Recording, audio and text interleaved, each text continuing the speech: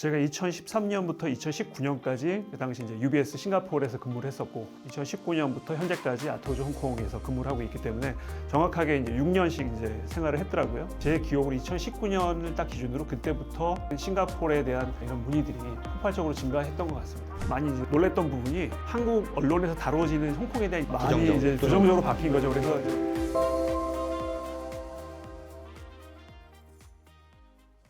안녕하세요, 전청입니다. 오늘 또 오랜만에 대신 만나드립니다로 찾아뵙게 되었습니다. 아토즈 법인의 홍콩 법인장님, 홍콩과 싱가포르를 커버하시죠. 정재호 법인장님 오늘 서울 사무실에 모시고 말씀 나눠보고자 이렇게 시간 갖도록 하겠습니다. 안녕하십니까? 네, 안녕하세요. 네, 이렇게 또 서울에서 뵙습니다. 네, 반갑습니다. 지난번에 홍콩에서 뵈면서 다음번에는 서울에 오시면 보자 하셨는데 그날이 드디어 왔습니다. 법인장님 간단히 소개 말씀 부탁드리고요. 네, 안녕하세요. 저는 아토즈 홍콩 법인장을 맡고 있는 정재호라고 합니다. 저희 아토즈 컨설팅은 홍콩과 싱가포르에 사무실을 두고 주로 이제 법인 설립과 세무보고, 회계감사 같은 업무를 지원해드리는 회사고요. 요즘에 많은 분들이 홍콩, 싱가포르에 관심을 갖고 계속 법인 설립 문의를 주셔서 그런 것들에 대한 지원을 계속 확대하고 있습니다.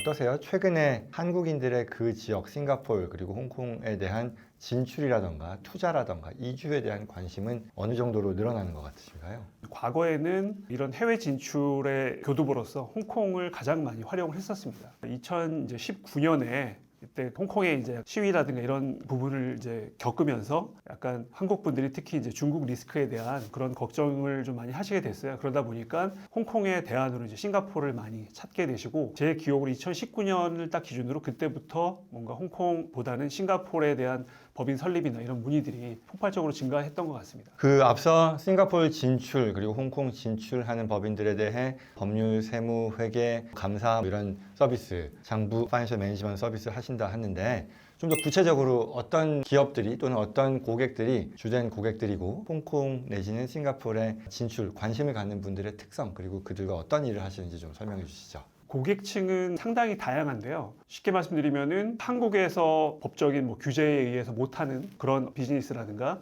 혹은 증여나 상속을 통해서 가업을 좀 이렇게 제대로 이제 이어가려는 이제 그런 분들의 수요가 꽤 많은 편입니다. 특히 요즘에는 이제 그 요식업 관련해서 상당히 많은 그 해외 진출 사례가 보이는데요. 아직까지도 홍콩이나 싱가포르에 제대로 된 한국 레스토랑이 아직 많지는 않습니다. 그러면 그 말씀은 한국계 고객들을 대상으로 본다면 일부는 또는 상당수의 고객들은 한국에서의 자산 증여, 상속, 투자에 있어서의 돌파구를 찾는 차원에서 싱가포르 구조 그리고 홍콩 구조를 찾는 분들이 계시고, 또 다른 한편으로는 어쨌거나 이것도 한류의 영향이 아닐까 싶긴 한데 이런 한국의 여러 브랜드들, 홍콩 쪽, 싱가포르 쪽 또는 그걸 토대로 한 동남아시아 쪽까지 진출하는 데 있어서 교두보로서 진출하는 그런 경향이 부쩍 늘었다. 프랜차이즈 업체들 이런 것들이겠네요. 그러면 이제 미국과 관련해서요. 사실 오늘 이 주제가 아주 무거운 그런 내용은 아니고요. 그냥 싱가포르, 홍콩, 한국에 계신 분들도 관심 갖고 보실 수도 있고 또 저희 채널의 주 시청층이신 미국의 교포 분들께서도 어떤 데인가 궁금해 하실 것 같은데, 저희하고 이제 MOU를 맺으셨단 말이에요. 아토즈 입장에서 보면 싱가포르, 홍콩 그리고 또 타이완 이쪽에서도 프랙티스를 하시잖아요. 그랬을 때 저희하고 이 MOU를 맺게 된 계기 또는 배경, 바라시는 바, 오브젝티브 이런 건 어떨까요? 아무래도 이제 지역적인 특성상 거리적으로 한국에 있는 분들은 아무래도 홍콩이나 싱가포르 같은 곳이 그래도 대안으로 이제 삼을 수 있는 좀 쉬운 옵션이죠. 여기서 미국이라는 곳에 정말 이제 이민이라든가 이거는 어떻게 보면 한국에 있는 많은 자산을 정리해야 되는 어떻게 보면 좀 더 복잡한 문제인 것 같아요. 근데 저희 이제 고객분들을 보면은 1차적으로는 홍콩이나 싱가포르에 법인을 만들어서 비즈니스를 키우시지만 또 경우에 따라서 몇 분들은 정말 비즈니스가 더 많이 성장해서 지금 미국 진출을 준비하고 계신 분들도 있거든요. 그러다 보니 자연스럽게 저희도 이제 미국에 대한 관심이 이제 생기고 있고, 아무래도 현지에 대한 지식이 좀 제한적이다 보니까 그때 그래서 저희도 저희 고객분이 그런 미국 시장에 대한 이제 질문을 하셨을 때 제가 잘 모르는 부분이어서 그때 변호사님께 연락을 드려서 한번 자문을 구하게 된 게 계기가 된 것 같습니다. 자, 그러면 조금 구체적으로요. 싱가포르와 홍콩의 어떤 시장 환경 그리고 제도상의 어떤 장점, 우리가 알면 좋을 법한 그런 내용들을 한번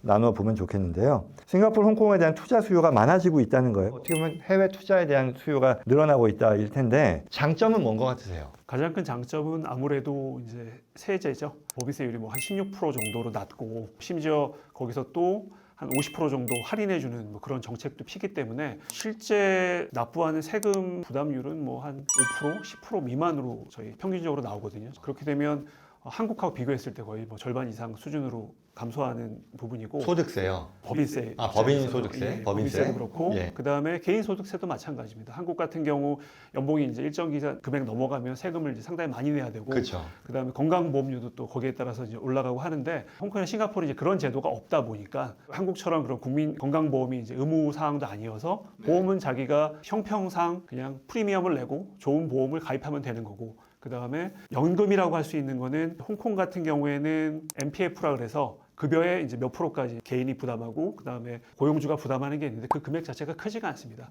대신에 이제 싱가포르 같은 경우는 이제 CPF라 그래서 한 15%, 18% 정도 납부하는 금액이 있는데 그거는 일종의 이제 우리나라 이제 국민연금처럼 계속적으로 관리가 잘 돼서 추후에 정말 그 노후나 이런 나이가 좀 먹었을 때 그 연금을 타서 정말 생활하시는 분들이 어느 정도 좀 혜택을 받을 수 있을 정도 그 정도로 그 기금 자체가 되게 잘 형성이 되어 있습니다. 그러면 일단 양국 모두 어떤 일반적인 세금 부담률을 놓고 보면 숫자를 얘기할 건 아니겠지만 한국에서 어떤 기업 활동, 투자 활동 하는 것 대비 현저히 낮다라는 거고 그리고 이제 국민연금, 의료보험 이런 제도를 놓고 봤을 때 홍콩은 그게 없고 그리고 싱가포르는 그와 비슷한 게 있어서 어느 정도 수준의 프리미엄을 내지만 이후에 은퇴 후에 받는 혜택이 나쁘지 않다.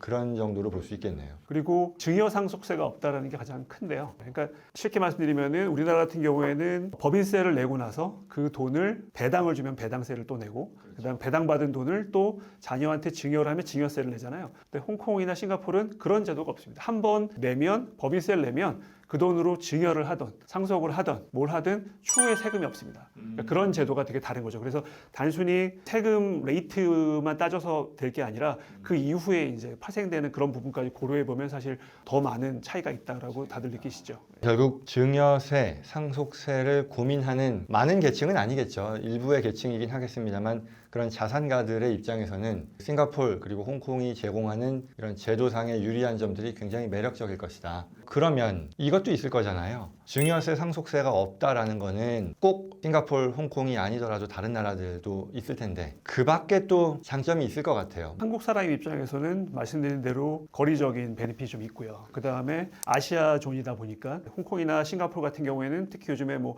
K컬처에 상당한 관심 때문에 오히려 한국 사람에 대해서는 되게 뭐 호감도도 높고 그런 부분이 장점으로 당연히 작용할 수도 있고요. 이게 법인장님 지금 말씀은 같은 문화권이고 거리도 가깝고 하다 보니 더 편안하게 생각하는 이유가 있다. 그러니 동일한 또는 비슷한 수준의 세제상의 혜택이라 해도 어떤 싱가포르, 홍콩이 갖는 매력도가 거기에서 추가된다라는 말씀인데요. 이게 아는 사람들끼리는 당연히 아는 얘기일 텐데 그 나라에서의 어떤 혜택이라는 것은 그 자체로는 반쪽짜리고 한국 입장에서 비거주자가 되어야 되는 거잖아요. 이론상 한국의 거주자인 상태에서는 타국에서의 베네핏이라는 것이 결국은 내가 한국인인 이상 말 그대로 반쪽짜리인 건데 그 말은 그렇게 관심을 갖는 분들은 대체로 한국에서 비거주자까지도 만드는 걸 감안하실 거란 말이죠. 어떻게 그걸 달성하는지 그리고 역설적으로 이 질문을 하는 이유가 완전히 먼 나라 가면 그게 오히려 더 명백할 것 같은데 가까우면 이거 왔다 갔다 하고 반대 입장에서 봐도 여전히 당신 한국 거주자잖아요 라고 얘기할 수 있을 것 같은데 그런 부분들은 어떻게 궁금해하신 분이 계실 것 같아요.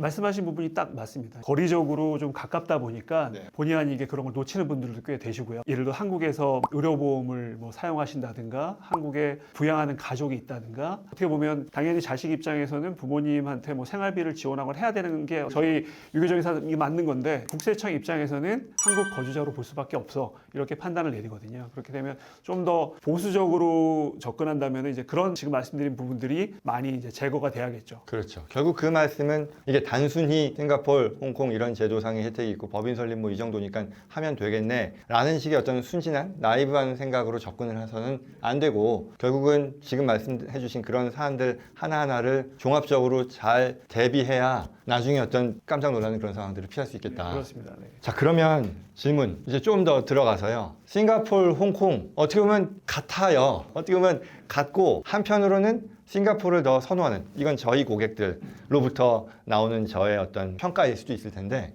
싱가포르는 그래도 더 낫다. 왜냐하면 중국과의 관련이라던가 그런 근접성, 어떤 정치적인 이유도 있는 것 같고, 또 웬일인지 이제는 싱가포르이 좀 더 제도적으로도 혜택을 더 제공하는 것 같다는 그런 인상이 있는 것 같은데, 보시기에 양국을 다 컨트롤하시는, 커버하시는 입장에서 두 나라의 제도상의 차이에 대한 거를 한번 얘기해 주시고, 다른 두 번째는 정말로 홍콩은 앞서 서두에 나왔던 얘기이기도 한데 중국과의 그 컨트리 리스크라고 할까요? 그런 부분들은 어떻게 보시는지에 대한 질문입니다. 제가 2013년부터 2019년까지 그 당시 이제 UBS 싱가포르에서 근무를 했었고, 2019년부터 현재까지 아토즈 홍콩에서 근무를 하고 있기 때문에 정확하게 이제 6년씩 이제 생활을 했더라고요. 말씀하신 것처럼 처음에는 제가 싱가포르에 발령 났을 때는 그냥 홍콩하고 되게 비슷한 국가라고 생각을 하고 갔어요. 다만 그 당시에는 아직 위상이 홍콩이 좀 더 높았고, 더군다나 제가 이제 금융권에 근무하기 때문에 싱가포르 발령 났을 때 가급적이면 홍콩이 좋은데 나중에 여기서 좀 노력해서 홍콩으로 옮겨가야겠다 이런 생각을 할 정도로 그 당시 그랬습니다. 근데